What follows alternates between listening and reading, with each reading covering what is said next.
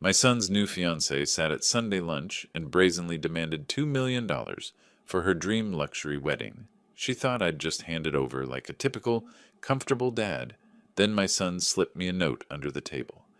"Dad, she's a scammer. Help." I smiled calmly and said just two words, the ones that instantly shattered her smug mask and turned her confidence to dust. Before continuing, subscribe to the channel and write in the comments what time it is in your region right now. My name is Richard Vernon Porter.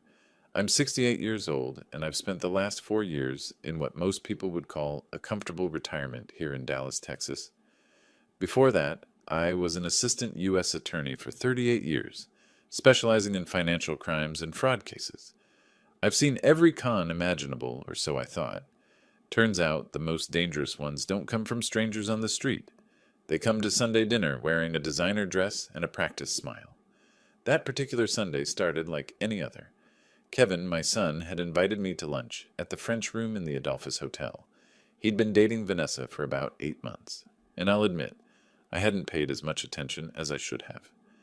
Kevin is 35, successful project manager at a tech company, and he'd always been careful about relationships. Too careful, maybe. When he finally introduced me to Vanessa 3 months ago, I was just happy to see him happy. She was striking, I'll give her that. Long dark hair, perfect posture, the kind of woman who knows exactly how good she looks and exactly how to use it. Her mother, Patricia, joined us for lunch occasionally, a woman in her late 50s, with the same calculating eyes as her daughter, though she tried harder to hide it behind a veneer of Southern charm. That Sunday, both women were at the table when I arrived. Kevin looked tense. I noticed it immediately, the way he kept adjusting his napkin, the forced quality of his smile. But I chalked it up to pre-wedding jitters. They'd gotten engaged 2 weeks earlier. "Richard," Vanessa said, leaning forward with that brilliant smile, "I'm so glad you could make it. We have some exciting news about the wedding to share." I ordered my usual scotch and settled in, expecting to hear about a venue booking or a date. Instead, Vanessa pulled out a leather portfolio and placed it on the table between us. "Kevin and I have been planning our dream wedding," she began, her voice taking on a businesslike quality that made something in my gut tighten. "And we wanted to discuss the budget with you. Budget, not plans, not ideas. Budget. We've worked with a top wedding planner," she continued, opening the portfolio to reveal page after page of glossy photos and typed estimates. "And we've determined that for the wedding we envision, we'll need $2 million. The scotch arrived. I took a slow sip, watching her face. Kevin's hand was white-knuckled around his water glass. "$2 million," I repeated, keeping my voice neutral. "That's quite specific." "Oh, it breaks down very precisely," Vanessa said, warming to her subject. Her eyes had a gleam I'd seen before, in deposition rooms when a witness thought they had the perfect story rehearsed. 800,000 for the venue alone. We're looking at the Rosewood Mansion on Turtle Creek for 300 guests. Then 400,000 for the floral arrangements and decor. I've always dreamed of having cherry blossoms flown in from Japan, and the ice sculptures alone. 300,000 for my dress, she interrupted herself, touching her collarbone in what I'm sure she thought was a demure gesture. "Vera Wang is designing it personally. It's a once-in-a-lifetime piece." Patricia chimed in then, her voice syrupy. "Our family has certain standards, Richard. Vanessa is our only daughter. We want her day to be perfect." I glanced at Kevin. His jaw was clenched so tight I could see the muscle jumping. Our eyes met for just a second, and in that moment I saw something I hadn't seen since he was a scared 10-year-old who'd broken a neighbor's window with a baseball. Pure panic. $2 million, I said again, setting down my glass. "And you're sharing this budget with me because—" Vanessa's smile didn't waver, but something cold flickered in her eyes. "Well, traditionally, the groom's family contributes significantly to the wedding expenses, and Kevin mentioned that you're comfortable." Comfortable. What a delicate way to assess someone's bank account over lunch. "I see." I picked up the menu, scanning it as if this were any normal Sunday. "And have you considered what Kevin thinks about this budget?" "Kevin wants me to be happy," Vanessa said, her hand sliding over to cover his. He didn't return the gesture. "Don't you, honey?" Kevin opened his mouth, closed it, opened it again. I... We've discussed... We've discussed that this is important to me, Vanessa cut him off smoothly, that if his family truly cares about him, they'll want to see him start his marriage properly.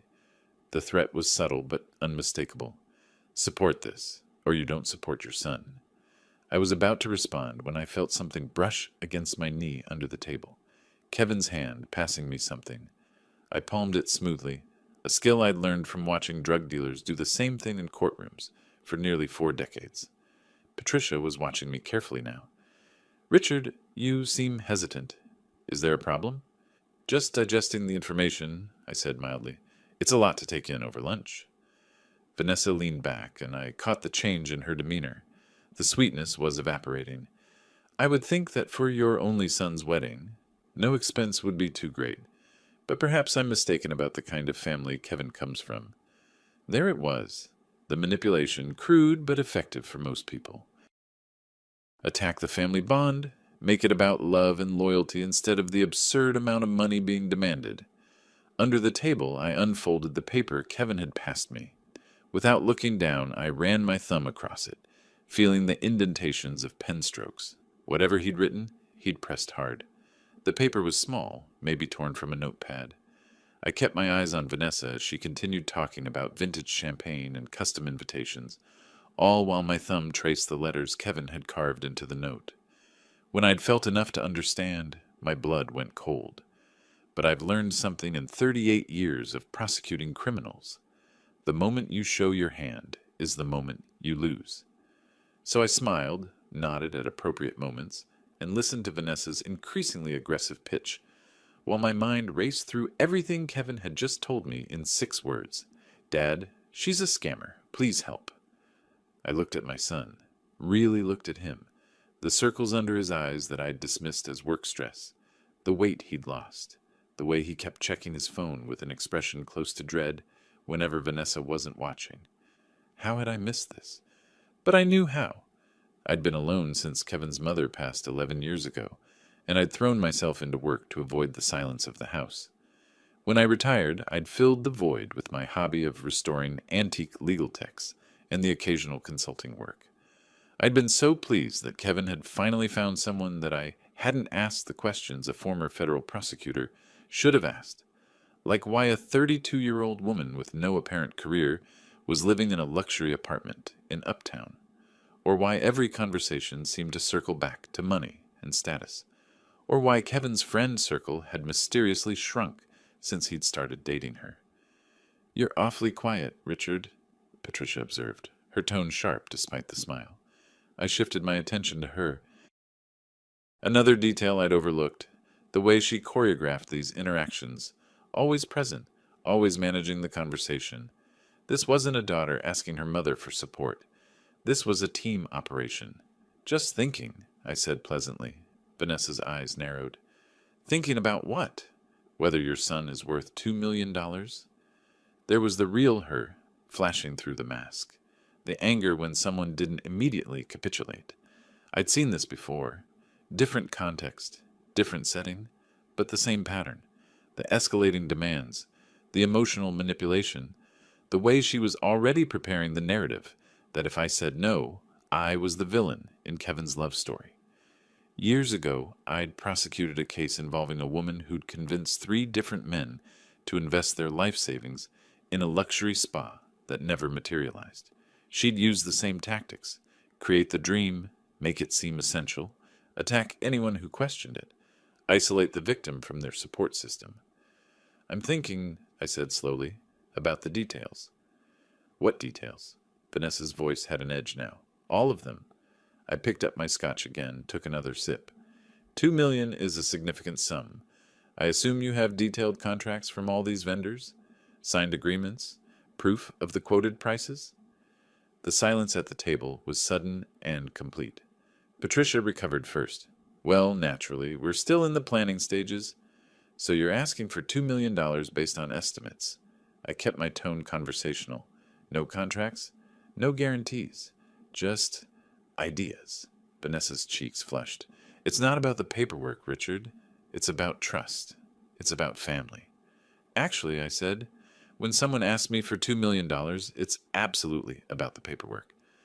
I could see her recalculating, trying to figure out which approach would work. The sweet fiancé had failed.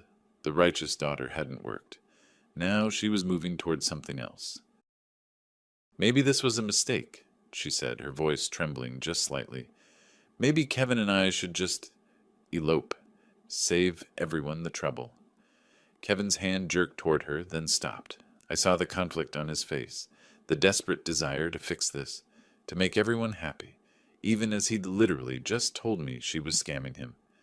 This was it, the moment where I could let this play out, watch my son make a catastrophic mistake, or I could do what I'd done for 38 years, cut through the lies and force the truth into the light. I smiled.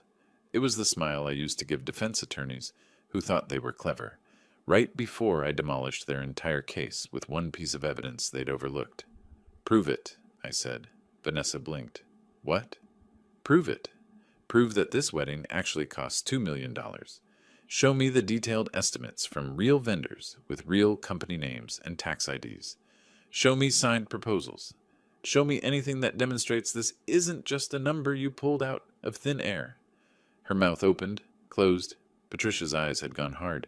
"You have 72 hours, I continued, pulling out my phone and making a show of setting a reminder. 3 days to provide documentation for every single dollar you're requesting. If this wedding truly costs $2 million, proving it should be simple." "This is insulting," Patricia hissed. "This is due diligence," I corrected. "Something I should have done months ago." I stood up, dropped $200 bills on the table for lunch, and looked at Kevin. "Son, I need to speak with you. Privately." Vanessa grabbed his arm. "Kevin, you don't have to—" "Yes," I said quietly. "He does. Because this is my son, and I will not watch him be manipulated. Not anymore." The look Vanessa gave me then was pure hatred, and in that moment I knew Kevin's note was absolutely right. This woman was a scammer, and she'd just realized that her Mark's father wasn't going to be as easy to handle as his lovesick son. I walked out of that restaurant with Kevin behind me, and for the first time in 4 years of retirement, I felt the old fire burning again, the thrill of the hunt, the pursuit of justice. Someone had tried to con my son. They'd picked the wrong family. Kevin sat in my study for 2 hours that evening, and I watched my son unravel the story of the past 8 months, like he was pulling apart a badly stitched seam. "It started so perfectly," he said, staring at his hands. "We met at a charity gala. She seemed different, intelligent, cultured, interested in meaningful things. She asked about my work, actually listened when I talked about project management strategies." I poured him a whiskey. He needed it. "When did the money talk start?" I asked. "Second date." He laughed bitterly. "She asked what neighborhood I lived in, where I grew up, what you did for a living. I thought she was just getting to know me, making conversation. But I knew better. Those weren't conversation starters. Those were asset assessments disguised as small talk. By the 3rd week, she'd mentioned 3 times that her previous boyfriend had been financially irresponsible. Kevin took a long drink. She made it sound like a warning sign she'd learned to watch for. I actually felt proud that I had my finances in order. Classic. Make the mark think meeting your standards is an achievement. "The friends thing was gradual," he continued. "Matt called too much. Jessica was clearly jealous of our relationship. Derek worked too many hours and was a bad influence on my work-life balance. Before I knew it, the only people I was seeing regularly were Vanessa and Patricia." "Isolation," I murmured. "What?" "It's a standard technique. Cut the victim off from outside perspectives. Make sure no one can raise red flags. I'd seen it in domestic abuse cases, financial exploitation schemes, cult recruitment. The pattern was always the same." Kevin's face crumpled. "I'm such an idiot." "You're not an idiot. You're a good man who wanted to believe someone loved you." I sat forward. "But that ends now. Tell me about the investments in your future." Over the next hour, Kevin painted a picture that made my blood pressure climb with each detail. The emergency car repair that Vanessa needed help with, $12,000 for a BMW she'd crashed while texting. The family medical bills that Patricia couldn't quite cover, $8,000 for procedures that, I was now certain, never happened. The investment opportunity in a friend's boutique, $15,000 into a business that Kevin had never seen, proof actually existed. $35,000 in 8 months. And Kevin, desperate to prove himself a worthy partner, had paid every time. The wedding demand was different, though, Kevin said, more aggressive. When I suggested we could have something smaller, she actually threw a glass at the wall, then immediately apologized, cried, said she was just stressed about her mother's expectations. Escalation, I said. They were testing how much they could push you. They? Kevin looked up. Patricia's involved. Has to be. This operation is too smooth for one person. I stood, pacing my study. Think about it. Every time you hesitated, Patricia was there to reinforce Vanessa's position. Every guilt trip had backup. Every demand came with a secondary voice validating it. Kevin's eyes widened as he processed this. The lunch today, Patricia brought up family standards before Vanessa even finished talking about the budget. Exactly. They're working together. I stopped at my bookshelf, fingers trailing over the spines of legal texts I'd collected over decades. Kevin, I need you to be completely honest with me. Has Vanessa ever asked you to transfer money to specific accounts? Accounts that weren't clearly hers? His face went pale. The boutique investment. She said her friend's business partner handled the financial side. Gave me routing and account numbers. How did you know? Because I'd prosecuted this exact scheme in 2015. Different players, same playbook. The 72 hours I gave her, I said, that wasn't arbitrary. It's enough time for them to either produce legitimate documentation, which they can't, or enough time for them to make a mistake trying to fake it. What kind of mistake? I smiled, and it wasn't a kind expression. The kind that proves fraud. Kevin left around midnight. I told him to go home, get some sleep, and wait for my call. What I didn't tell him was that I wouldn't be sleeping. I spent that night in my study, pulling up databases I still had access to through consulting relationships, making lists, building timelines. If Vanessa and Patricia were running the con, I suspected, they'd done it before. Scammers like this don't start with $2 million demands. They work up to it, refining their approach with each victim. By 3 a.m, I had 4 possibles. Engagements in Texas over the past 5 years that had ended abruptly, where the groom-to-be had money, where wedding deposits had been paid and lost. By dawn, I had a plan. I called a number I hadn't used in 3 years, Gerald Lawrence, a private investigator who'd worked several of my cases when I needed information the legal system couldn't officially obtain. Richard Porter, Gerald said when he answered, sounding wide awake despite the early hour. Haven't heard from you since you retired. Missed the action? Something like that. I need background on 2 women. Deep background. Financial records. Previous relationships. Property holdings. The works. This official. Personal. My son's fiancée and her mother. I think they're running a wedding scam. Gerald whistled low. How personal are we talking? $8,500 personal. I'll have preliminary results in 5 days. Full report in 2 weeks. 5 days for preliminaries works. I'll send you the details within the hour. After I hung up, I sat back in my chair and watched the sunrise paint my study orange and gold. Somewhere across Dallas, Vanessa and Patricia were probably congratulating themselves on their performance at lunch, confident they'd either get their money or move on to the next target. They had no idea that the confused, hesitant father they'd seen at the French room was gone. In his place was the prosecutor who'd sent 43 financial criminals to federal prison, and this time it was personal. The next morning, Kevin received a text from Vanessa. Still waiting on that apology from your father. This is our future he's disrespecting. I told Kevin not to respond yet. The morning after that, Patricia called Kevin directly, a move that confirmed my suspicion about her active role. Your father's behavior was unacceptable, she said, her voice dripping with wounded dignity. Vanessa is heartbroken. If your family can't respect her, perhaps we need to reconsider this entire engagement. The threat was clear. Give us what we want, or we'll make you the villain who lost the perfect woman. Kevin, to his credit, was learning. I'll talk to him, he said neutrally. We're having dinner tomorrow night. Which was true. What Patricia didn't know was that dinner would include strategic planning, not apologies. The 72 hours passed with no documentation from Vanessa, not a single vendor contract, not one signed proposal. Instead, on hour 71, she sent Kevin a text. Spoke with the wedding planner. She said verbal agreements are standard in luxury events. The detailed contracts come after the deposit. You do trust me, don't you? Beautiful. She was creating a narrative where asking for proof became an act of distrust, where due diligence became betrayal. I screenshotted that text. It would be useful later. On the 5th day after lunch, Gerald called. Your instincts were right, he said without preamble. Vanessa Morales, born Vanessa Christine Gutierrez, 32 years old, 3 previous engagements in the past 7 years, all in Texas. All ended 2 to 3 weeks before the wedding date. My hand tightened on the phone. Tell me about them. First one, Houston, the groom's name was Marcus Webb, tech entrepreneur. Lost $340,000 in wedding deposits. Claimed Vanessa kept delaying the contract reviews, saying her planner worked on trust and relationships. By the time he insisted on documentation, she'd already transferred the money. Wedding got called off when he finally demanded to meet the vendors. Vanessa said he was controlling and left. I was writing this down, my handwriting sharp and precise. Second engagement, Austin.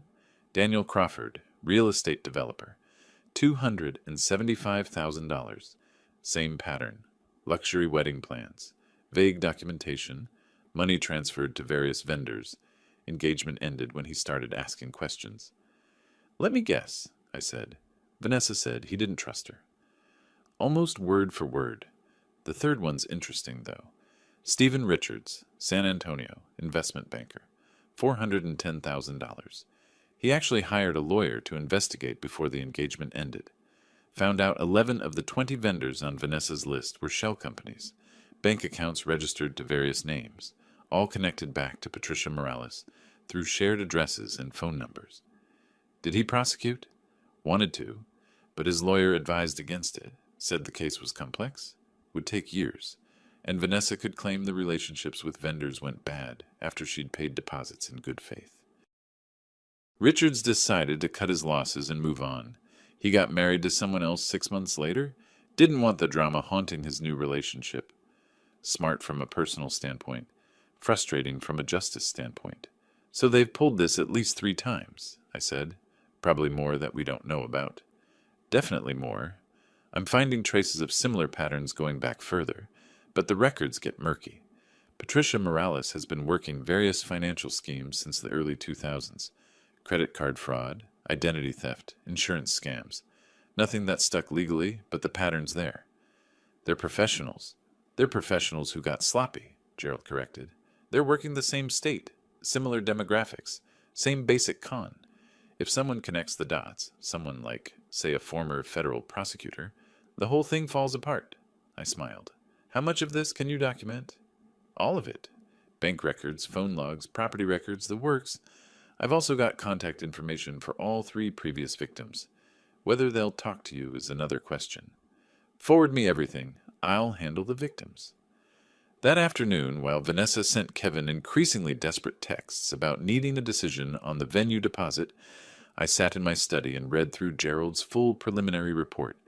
It was damning. Not just 3 victims. The deep dive had uncovered evidence of at least 5, going back 7 years. The total take was over $1,300,000. These women had refined wedding fraud into an art form. The next morning, I received an email from Vanessa to Kevin, copied to me. The subject line read, Final wedding budget, ready for your review. I opened it. 23 pages of detailed breakdowns, vendor names, service descriptions, and costs totaling $2,100,000. It looked professional, thorough, legitimate. It was also almost certainly complete fiction. I forwarded it to Gerald. How long to verify these vendors? His response came back in under an hour. 11 of these companies don't exist. The others are real businesses, but when I called, pretending to be a groom checking references, none of them have contracts or even conversations with anyone named Vanessa Morales. Perfect. I called Edward Grant, an attorney who specialized in family law and financial disputes. I'd testified in 3 of his cases over the years, but we weren't friends, just professionals with mutual respect. Edward, I need to hire you. My son's being targeted by a wedding scam, and I need someone who can build an airtight case. How airtight are we talking? Airtight enough that if this goes to court, the other side doesn't just lose. They face criminal charges. When can you meet? Tomorrow morning. Bring your retainer agreement. Edward's fee was $6,800. I wrote the check without hesitation. That evening, Kevin came to dinner, as planned. He looked exhausted, his phone buzzing constantly with texts from Vanessa that were cycling between sweet, "I love you so much, can't wait to be your wife," and aggressive, "Your father is trying to destroy our happiness." "She sent the budget," he said. "Did you see it?" "I saw it. It's fake." Kevin's shoulders slumped. "I keep hoping you're wrong, that maybe this is all a misunderstanding and she really does love me." "I know," I said gently, "but hope doesn't change facts, and the facts say she's done this to at least 3 other men. You're not the first, Kevin. You're just the next mark in a pattern." I showed him Gerald's report, watched his face as he read through the documented history of Vanessa's previous engagements, the money lost, the abandoned grooms who'd been exactly where he was now. When he finished, his hands were shaking. "What do we do?" he asked quietly. I leaned forward, my voice steady and cold. "We accept her invitation to meet with the wedding coordinator. We go to that meeting, and we let them show us exactly who they are." "Then what?"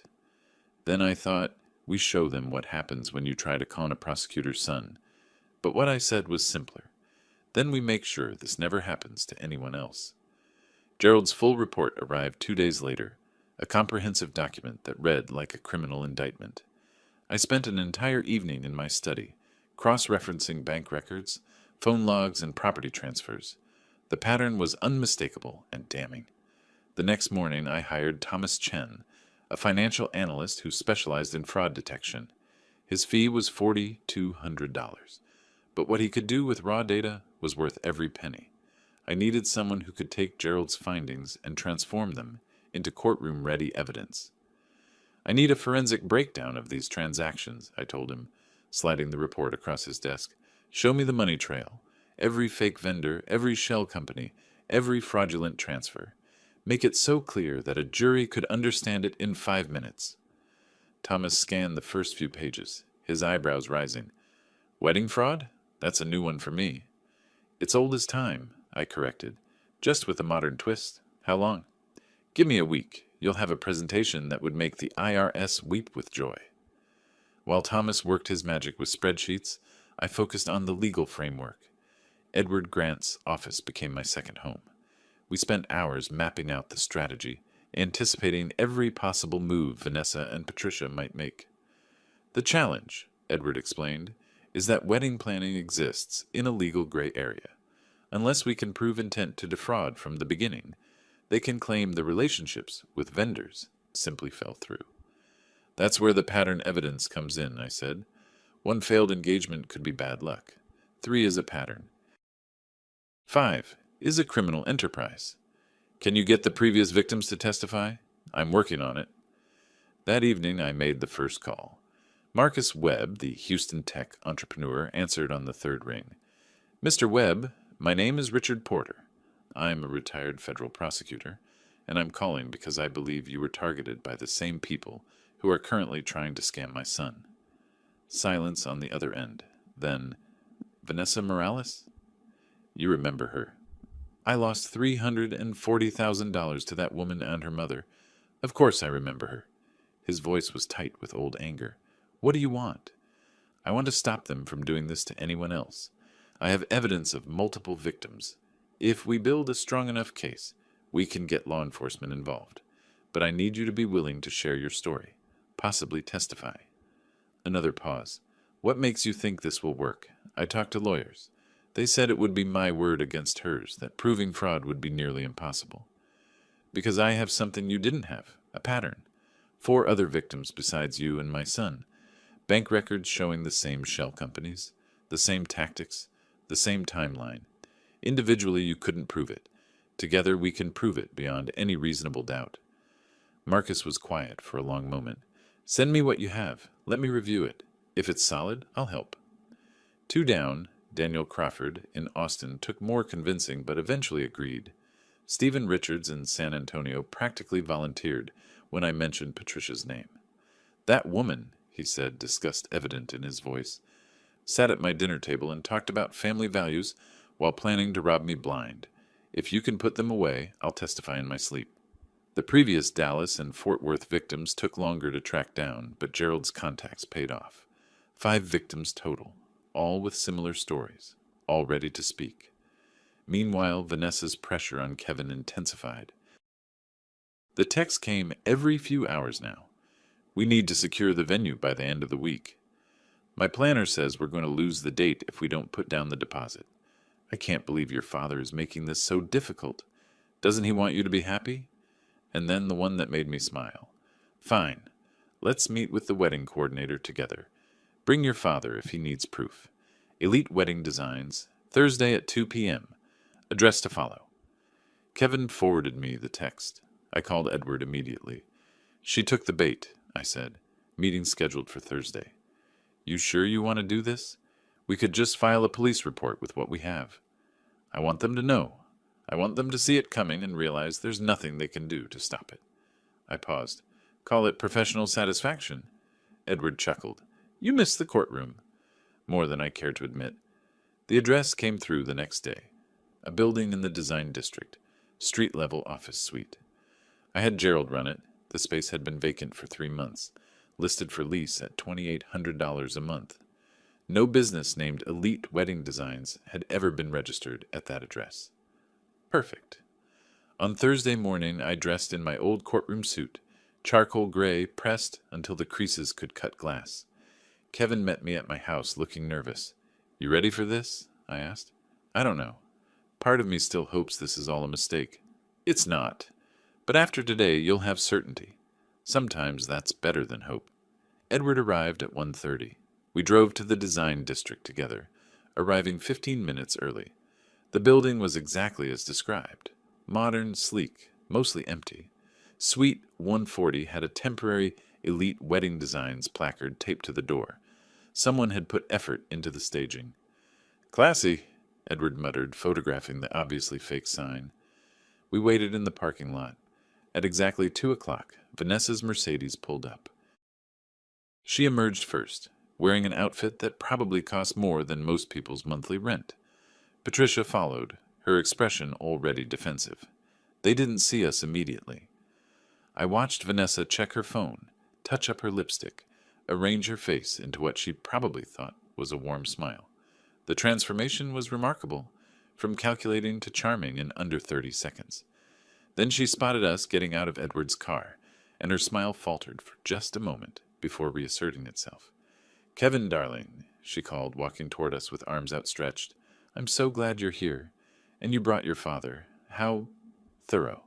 I said nothing, just watched. Patricia's eyes narrowed when she saw Edward. Who's this? Edward Grant, he said pleasantly. I'm Mr. Porter's attorney. The temperature seemed to drop 10 degrees. Attorney? Vanessa's voice climbed half an octave. Why on earth would we need an attorney at a wedding planning meeting? Shall we go inside? I suggested. I'm curious to meet your coordinator. The suite was empty. Completely, utterly empty. No furniture, no decoration, nothing but beige carpet and white walls. A card table had been set up in the center with 4 folding chairs around it, the kind you can buy at any hardware store for $15 each. Vanessa's face went through several expressions in rapid succession. Surprise, then calculation, then a forced smile that didn't quite reach her eyes. Oh, she said, her voice bright and brittle. Michelle must be running late. She texted me this morning that she was moving some furniture to her new office space. This is just temporary while she relocates. Michelle? I repeated. That would be Michelle Lawson, your wedding coordinator? Yes, exactly. She's very in demand. Books out months in advance. Interesting. I opened my briefcase. I'd brought my old leather one, the one I used to carry into federal court, and pulled out a folder. Because according to the Texas Secretary of State Business Registry, no business named Elite Wedding Designs exists, and no wedding planner named Michelle Lawson is licensed in Dallas County. Vanessa's smile froze. Patricia took a half step backward. There must be a mistake in the records, Vanessa stammered. Michelle works independently. She might not be officially registered. Let's table that for a moment, I interrupted, placing the folder on the card table. I want to talk about your budget. The $2.1 million estimate you sent Kevin. I opened the folder. 23 pages of vendor analysis, each one marked up in red. Thomas had done exceptional work. Every fake company highlighted, every inconsistency noted, every red flag circled. 23 vendors, I said, my voice conversational. 11 of them don't exist. The bank accounts you provided route to shell companies registered to various names, all of which, interestingly, share mailing addresses with your mother.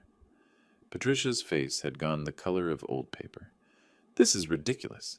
We don't have to listen to these accusations. The other 12 vendors are real, I continued, ignoring her.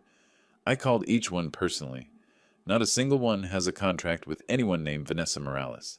Several had never even heard of you. Vanessa's hands were trembling. She clasped them together, trying to hide it, but I saw. I'd seen that gesture 1,000 times in interrogation rooms.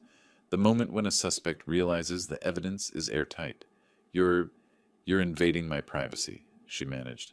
This is harassment. This is due diligence. I pulled out another document. Gerald's report, condensed to the essential facts. Let's talk about Marcus Webb, Houston tech entrepreneur. Lost $340,000 to a wedding that never happened. Ring any bells? Vanessa's pupils dilated. She shot a look at Patricia, who looked like she wanted to bolt for the door. Or Daniel Crawford, I continued. Austin, real estate developer, $275,000. Or Stephen Richards, now he's interesting. San Antonio, investment banker, $410,000. He actually hired a lawyer, started uncovering the shell companies. You two left town pretty quickly after that. I don't know what you're talking about, Vanessa said, but her voice had lost all its confidence. Those are just coincidences. 3 previous engagements that ended weeks before the wedding, all with substantial deposits paid and never returned, all with the same pattern of fake vendors and shell companies. I leaned forward. Vanessa, I spent 38 years prosecuting financial crimes. This isn't a coincidence. This is a criminal enterprise. Kevin was staring at Vanessa like he'd never seen her before, which in a way he hadn't. The mask was cracking, and what lay beneath was desperate and cornered. Patricia found her voice. You can't prove any of this. You're harassing my daughter because you don't think she's good enough for your precious son. I can prove all of it, I said quietly. Bank records, phone logs, testimony from 5 victims, including the 2 you scammed right here in Dallas and Fort Worth in the years before you branched out to other cities. I paused, watching her face drain of color. Did you think I wouldn't find them? Did you think I wouldn't connect the dots? The room was silent except for the hum of the building's HVAC system. Vanessa looked at Patricia. Patricia looked at the door. Kevin looked at me, his expression a mixture of horror and relief. Here's what's going to happen, I said. You're going to leave. You're going to break off this engagement. You're going to disappear from Kevin's life completely. And in exchange, I won't walk into the Dallas County District Attorney's office with this file. You're bluffing, Patricia said, but her voice shook. Am I? I pulled out my phone, pulled up a contact.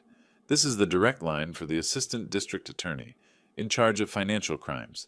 I worked with him for 15 years. 1 call and you're both under investigation by morning. Vanessa's composure finally shattered. You bastard, she hissed. You self-righteous bastard. Your son was nothing special, you know that? Just another mark with a trust fund and daddy issues. There it is, I said softly. The truth. Thank you for that. Edward had been silent until now, but he spoke up. My clients have no further business with either of you. Any attempt to contact Kevin will be considered harassment and will result in immediate legal action. We have documentation of everything that's happened here today. He'd been recording on his phone the whole time. Vanessa noticed, and her eyes widened. You can leave now, I said, or I can make that call. Your choice. Patricia grabbed Vanessa's arm. We're going. This is insane. You'll regret this, Richard. No, I said, standing. I really won't. They left. Vanessa's high heels clicked frantically on the tile as they fled. Through the window, I watched them practically run to the Mercedes, Patricia's hand shaking so badly she dropped her keys twice before getting the door open. Kevin let out a breath that sounded like it had been trapped for months. "Is it really over?" he asked. I looked at Edward. He was checking his recording, a satisfied smile on his face. "Not quite," I said, "but it's about to be." I was wrong about them giving up. 2 days after our confrontation at the empty office, Kevin received a certified letter. Vanessa was suing him for breach of promise to marry, demanding $1.5 million in damages for emotional distress and lost opportunities. "Can she actually do this?" Kevin asked, his voice tight with disbelief. We were sitting in my study. The lawsuit spread across my desk like a declaration of war. "Technically, yes," Edward said. He'd come over immediately when I called. "Texas is one of the few states where breach of promise suits are still legally viable. They're almost never successful, but they're possible." "It's a desperate move," I said, scanning the complaint. Vanessa's attorney, some bottom feeder named Roland Hutchins who advertised on bus benches, had cobbled together a case built entirely on emotional manipulation. Kevin had allegedly made promises, raised expectations, introduced her to family and friends as his fiancée, then cruelly discarded her when his father interfered. It was fiction, but fiction presented with just enough truth to be dangerous. "She's claiming I damaged her reputation," Kevin said, reading over my shoulder. "That calling off the engagement has caused her psychological trauma, requiring therapy. That she turned down other opportunities because she believed we were getting married." "Other opportunities," I repeated. "You mean other marks." Edward was making notes. "They're trying to paint you as the villain, Richard, the controlling father who destroyed his son's happiness. It's actually a clever angle, plays on sympathy, makes this about family interference rather than fraud. Except we have evidence of the fraud, which they'll claim is irrelevant to the question of whether Kevin broke a promise to marry. They're separating the issues. This suit is only about the broken engagement, not about the wedding planning." I sat back, studying the lawsuit. It was a gamble on Vanessa's part, and a risky one. But I understood the strategy. If she could win even a partial judgment, she'd salvage something from this disaster. And more importantly, she'd create a legal record that muddied the waters, made it harder to prosecute her for fraud when there was a court judgment saying she was the wrong party. "There's something else," I said, pulling out my phone. "Kevin, 3 weeks ago you started recording your conversations with Vanessa, remember?" Kevin nodded. "You told me to ask her permission at the beginning of one of our talks. Something about transparency in relationships." "And did she agree?" "Yeah, she said it was a great idea. Said couples should be completely open with each other." He paused. "Wait, you knew she'd—" "I knew she'd agree because it sounded like something a loving, trusting partner would say, and I knew that once she agreed, Texas law would allow you to record all your subsequent conversations with her." I looked at Edward. "One-party consent state." Edward's eyes widened. "You've been planning this since before the confrontation." "Since the day I gave them 72 hours to prove their budget?" I turned to Kevin. "Do you still have all those recordings?" "On my phone, backed up to the cloud." "How many?"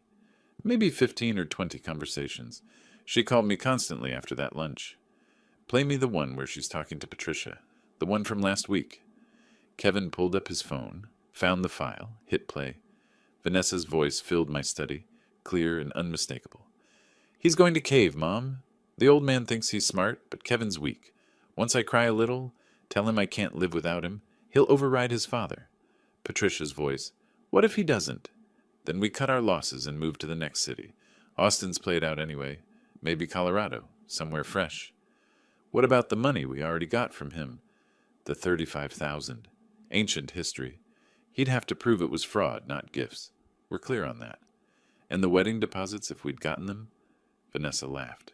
"Same as always. The vendors will say they had contracts. They'll show our forged signatures.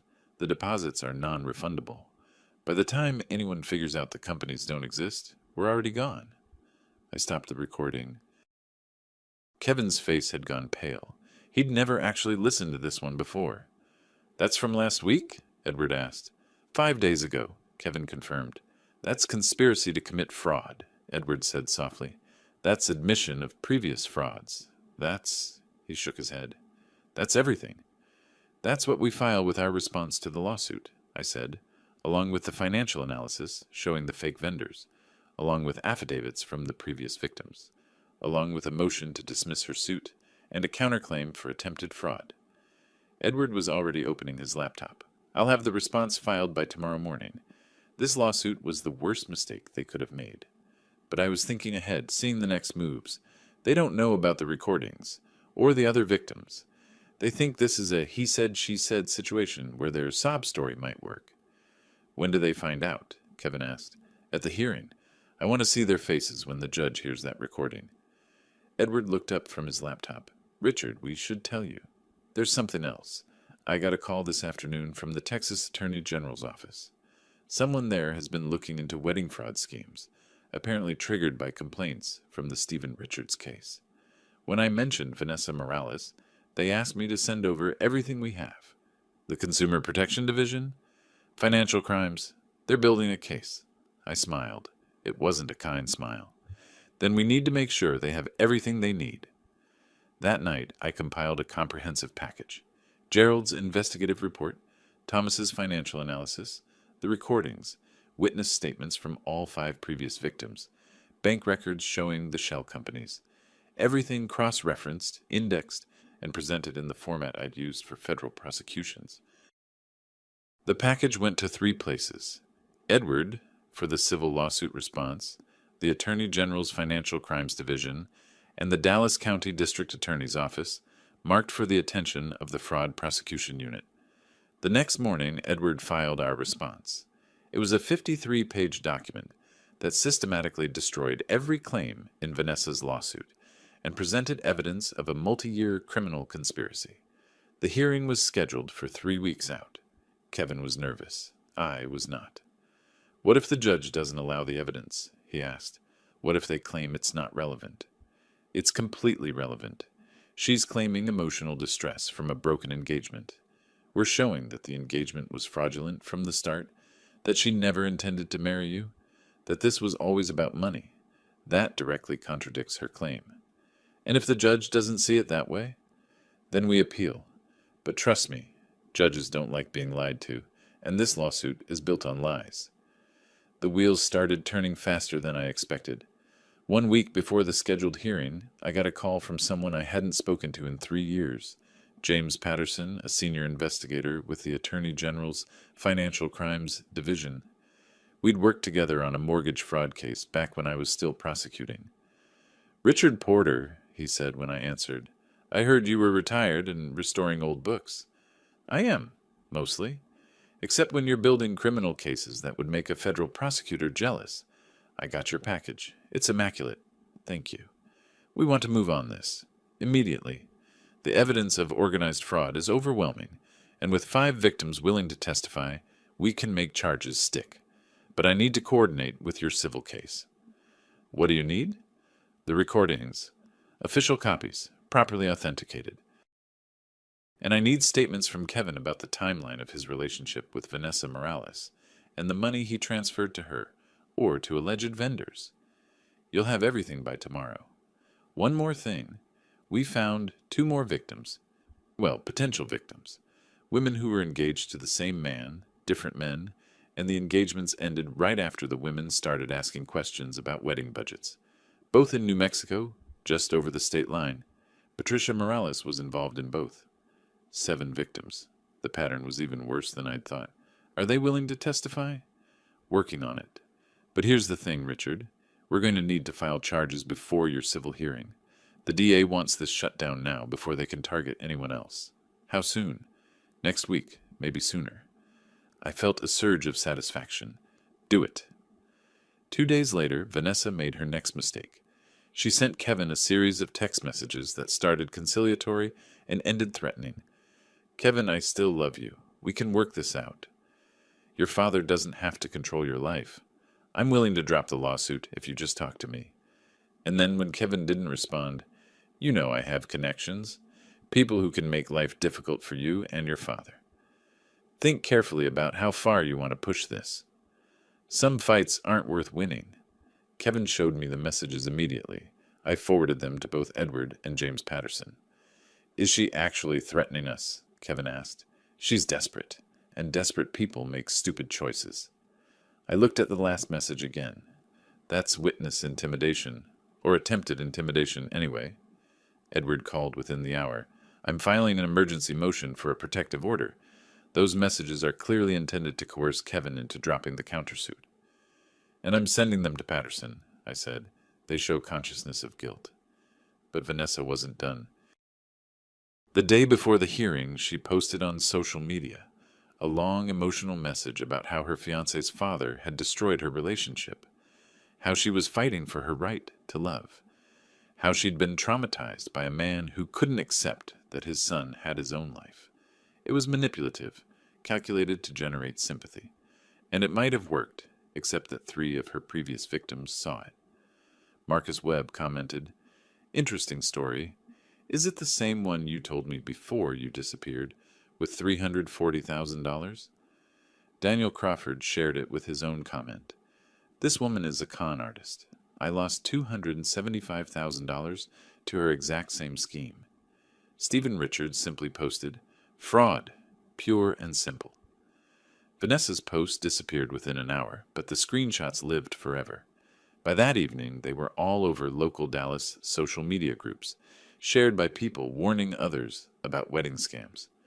The next morning, the day of the hearing, I received a call from Vanessa's attorney, Roland Hutchins. "Mr. Porter, I'd like to discuss settlement." "I'm listening." "My client is willing to withdraw the lawsuit in exchange for your agreement not to pursue criminal charges or counterclaims." "Your client doesn't have that power. The criminal investigation is out of her hands and mine.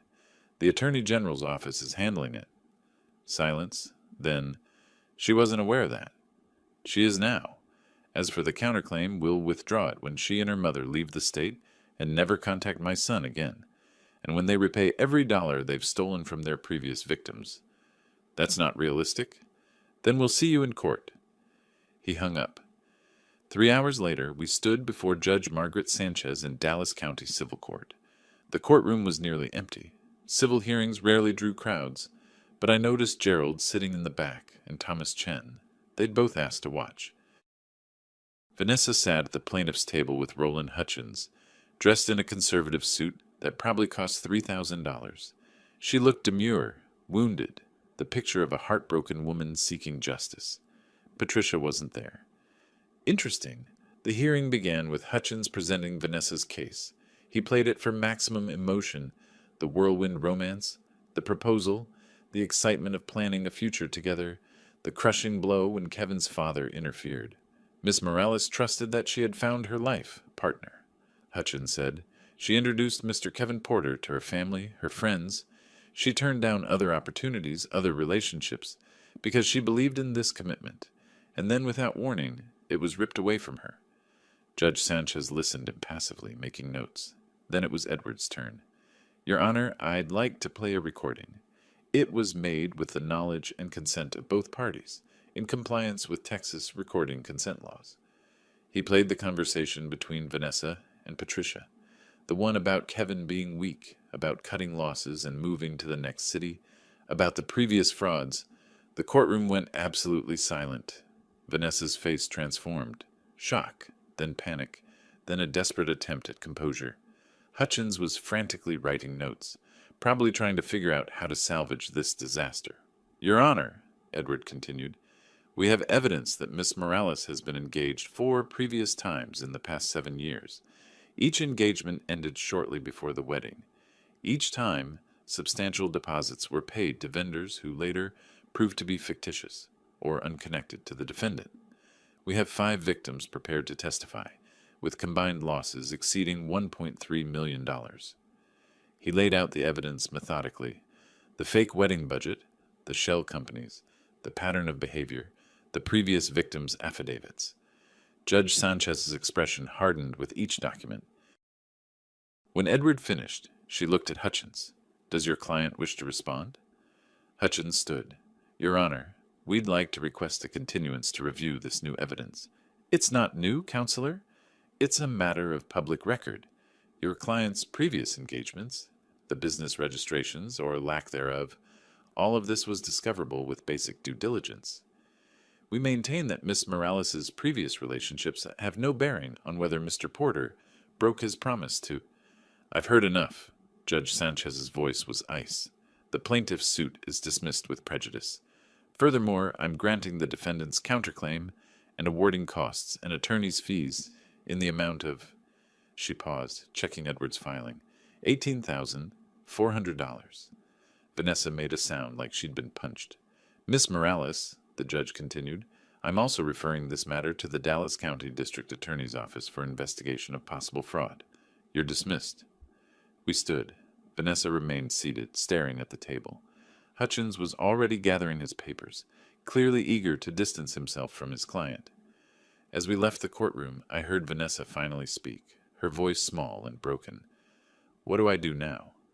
I didn't look back. Outside, Edward was grinning. That went better than expected. It went exactly as expected, I corrected. She handed us everything we needed. Kevin looked dazed. It's really over? The civil case is over, I said. The criminal case is just beginning. My phone buzzed. A text from James Patterson. Charges filed. Arrest warrants issued for Vanessa Morales and Patricia Morales. Wire fraud and organized criminal activity. Thanks for the gift-wrapped case. I showed the message to Kevin and Edward. They're being arrested? Kevin asked. Probably within the hour, I said. Patterson doesn't waste time. And sure enough, as we walked to the parking lot, 2 Dallas police patrol cars pulled up to the courthouse entrance. Through the glass doors, I watched officers approach Vanessa, who was still sitting in the courtroom, alone and defeated. The transformation was complete, from predator to prey in less than a month. Justice, I'd learned in 38 years of prosecution, doesn't always arrive quickly, but when it does, it's beautiful to watch. The courtroom hearing I described was just the preliminary dismissal. The real show came a week later. The Attorney General's office moved faster than even I'd anticipated. Within days of filing charges, they'd secured grand jury indictments against both Vanessa and Patricia Morales. Wire fraud, using electronic communications to defraud victims across state lines. Organized criminal activity, operating a continuing criminal enterprise. The charges carried a combined maximum sentence of 20 years in federal prison. The arraignment was scheduled for a Tuesday morning. I wasn't required to attend, but there was no way I was missing it. Kevin came with me. We sat in the gallery of the federal courthouse, watching as Vanessa and Patricia were led in by U.S. Marshals. They'd been denied bail reduction. Judge Chen had agreed with the prosecution that they were flight risks, given their history of moving cities after each fraud. Both women looked terrible. Vanessa's designer clothes were gone, replaced by an orange jumpsuit. Her hair, always perfectly styled, hung limp. Patricia looked older somehow, the veneer of respectability stripped away to reveal what she really was, a common criminal. The arraignment itself was brief. Both women pleaded not guilty, as expected. Their public defender, they couldn't afford private counsel anymore, requested a trial date. The prosecutor, a sharp young attorney named Sarah Mitchell, presented the evidence summary. 7 victims, total documented losses of $1,420,000, pattern of behavior spanning 8 years. Your Honor, Mitchell said, the evidence in this case is overwhelming. We have victim testimony, financial records, recorded conversations admitting to the fraud scheme, and documentation of the shell companies used to launder the money. The defendants operated this scheme across multiple Texas cities, targeting vulnerable men with calculated precision. The judge set the trial for 8 weeks out. As we left the courthouse, Kevin was quiet. We walked to my car in silence. You okay? I asked. I keep thinking about what she said, that I was just another mark with a trust fund and daddy issues. He shook his head. Was I really that obvious? You were lonely. There's nothing wrong with wanting companionship. I started the car. She's a professional. She's been doing this for years. You're not the first person she fooled, and you wouldn't have been the last if we hadn't stopped her. Because of you. If you hadn't seen through it. You saw through it, I corrected. That note you passed me at lunch. She's a scammer. Help. You knew something was wrong. You just needed backup to act on it. He was silent for a moment. What happens now? Now we wait for the trial. But honestly, I don't think it'll go to trial. The evidence is too strong. Mitchell will offer a plea deal, and their lawyer will tell them to take it. I was right. 3 weeks later, Edward called with news. Vanessa Morales is pleading guilty to all charges. Patricia, too. They're allocuting in federal court tomorrow. What's the sentence? Vanessa gets 12 years, Patricia gets 15. The difference is because Patricia has prior fraud convictions from 20 years ago. She did 3 years in California for credit card fraud. 12 years. Vanessa would be 44 when she got out. Patricia would be 74. The allocution hearing was even more satisfying than the arraignment. Allocution is where defendants admit their crimes in open court, describing what they did and acknowledging their guilt. Vanessa went first. Standing before Judge Chen, she read from a prepared statement. I engaged in a scheme to defraud multiple victims by pretending to plan weddings that I never intended to go through with. I created fake vendor companies, accepted deposits for services that would never be provided, and ended the engagements before the weddings, keeping the money. I did this with Marcus Webb, Daniel Crawford, Stephen Richards, and 4 others. I worked with my mother to coordinate these frauds. I am guilty of these crimes. Her voice was flat, defeated. No tears, no emotion, just the cold recitation of facts. Patricia's statement was similar, though she tried to inject some maternal excuse. I participated in these frauds to help my daughter, but I understand now that what we did was wrong and caused real harm to real people. Judge Chen wasn't having it. Ms. Morales, you didn't participate to help your daughter. You orchestrated a criminal enterprise that spanned nearly a decade. You taught your daughter how to manipulate people, how to create false documents, how to target vulnerable victims. This wasn't motherly concern. This was greed. Patricia's face crumbled, but she said nothing. The judge continued. Additionally, as part of the plea agreement, both defendants will be required to pay restitution to all 7 victims. The total restitution amount is $1,420,000, plus interest, to be paid jointly and severally. Joint and several liability meant each victim could collect from either defendant, and the 2 women would have to figure out between themselves how to split the debt. In practical terms, it meant they'd both be in debt for the rest of their lives. As the marshals led them away, Vanessa looked back at the gallery. Her eyes found Kevin, then me. I saw rage there and humiliation, and something that might have been regret. But mostly I saw the recognition that she'd been beaten at her own game by someone who knew the rules better than she did. I didn't smile, didn't gloat, just held her gaze until she looked away. Outside the courthouse, Marcus Webb was waiting. He'd flown in from Houston for the hearing. Mr. Porter, he said, extending his hand, I wanted to thank you. I've been trying to get justice for what happened to me for 5 years. You made it happen in a month. You helped make it happen, I said. Your testimony, your willingness to come forward, that made the pattern clear.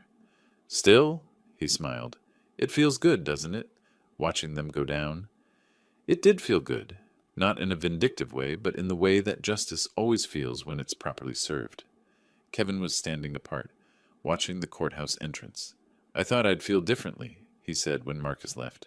Happier, maybe, or at least satisfied, but mostly I just feel tired. That's normal, I said. You've been living with this stress for months. Now it's done. Is it, though? They still have to serve the sentences. What if they appeal? They won't. The plea deal waives their right to appeal. It's finished, Kevin. They're going to prison, they're paying restitution, and they're never going to hurt anyone else. He nodded slowly. Then I guess it really is over. The final piece of business came several weeks later in the form of a certified check. Edward had pursued the counterclaim for legal fees, and the court had ordered Vanessa to pay.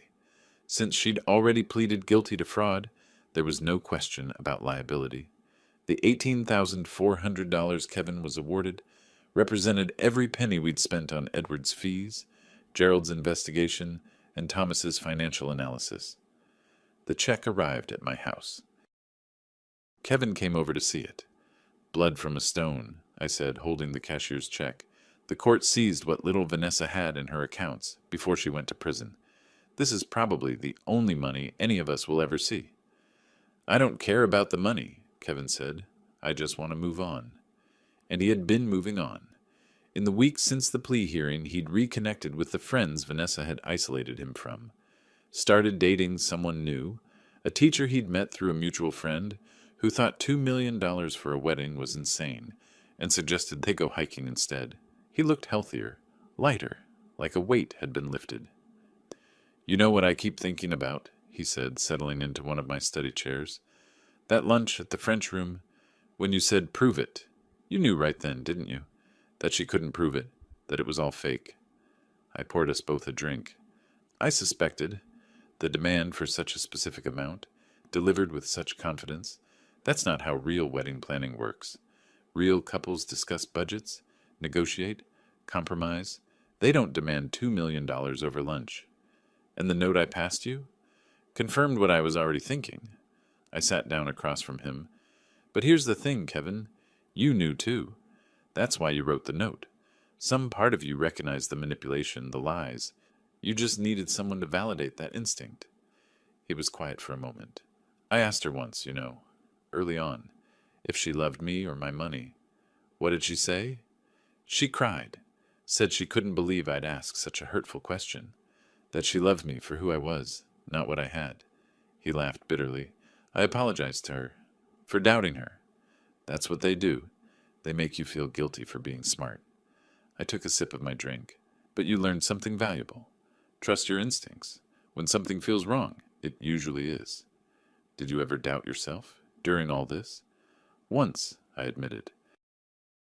"Right before we went to that empty office for the meeting. I thought, what if I'm wrong? What if this really is just a misunderstanding, and I'm destroying my son's relationship over paranoia?" "What changed your mind?" "Nothing changed my mind because I wasn't really doubting. That was just nerves. The evidence was solid. I knew we were right." I smiled. "And that empty office with the $15 folding chairs confirmed it beautifully." Kevin laughed, a real laugh, the first genuine one I'd heard from him in months. The look on her face when she realized you knew everything. I've never seen someone go so pale so fast. Professional scammers are used to controlling the narrative. When they lose that control, they panic. I pulled out the check again, held it up to the light. This represents more than money. It represents accountability. She has to pay for what she did, literally and figuratively. "Are you going to cash it?" "Tomorrow. And I'm taking you to lunch with part of it. Somewhere nice." I paused. "Not the French room, though. That place has bad memories now." "Agreed." We sat in comfortable silence for a while, the kind of silence that only comes when a crisis has passed and peace has been restored. "Dad," Kevin said eventually, "thank you for believing me, for helping me, for everything."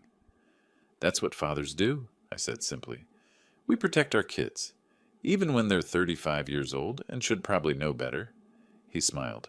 I'll try to make better choices about who I date from now on." "See that you do. My investigating budget is exhausted." After Kevin left, I sat alone in my study, the check on the desk in front of me. $18,400. A small fortune to some, pocket change to others. To me, it was proof that the system could work when someone knew how to work it. I thought about Vanessa and Patricia, sitting in federal prison, facing more than a decade behind bars. I didn't feel sorry for them. They'd hurt 7 people, probably more we never found, and they'd done it without remorse. The recordings had made that clear. Kevin was the dumb boy. The victims were marks. The frauds were just business. Well, business had consequences. I turned to my hobby table, where an 1887 legal treatise on criminal procedure lay waiting for restoration. The leather binding was cracked, the pages yellowed with age, but the text was still sharp. Laws about evidence, procedure, the rights of the accused, and the duties of the prosecutor. Some things never change. Justice is still justice, whether it's 1887 or now. The tools evolve, email instead of telegrams, recorded conversations instead of witness affidavits, but the principle remains the same. Do the crime, face the consequences. I picked up my restoration tools and got to work. The book would take months to properly restore, but I had time now. The crisis was over, my son was safe, and justice had been served. When someone demands $2 million over Sunday lunch, they should remember this. There might be someone at the table who spent nearly 4 decades learning to recognize a con when he sees one. Someone who knows that when a person truly loves you, they ask what you think, not what you'll pay. Vanessa Morales learned that lesson the hard way, and she'd have 12 years to think about it. As for me, I had an antique book to restore and a life to get back to. The quiet life I'd retired into, the one I'd earned after 38 years of putting criminals away. Turned out, you can retire from prosecution, but the prosecutor never really retires from you. And honestly, I wouldn't have it any other way. If you like this story, please like this video, subscribe to the channel, and share your impressions of this story in the comments. To listen to the next story, click on the box on the left. Thank you for watching.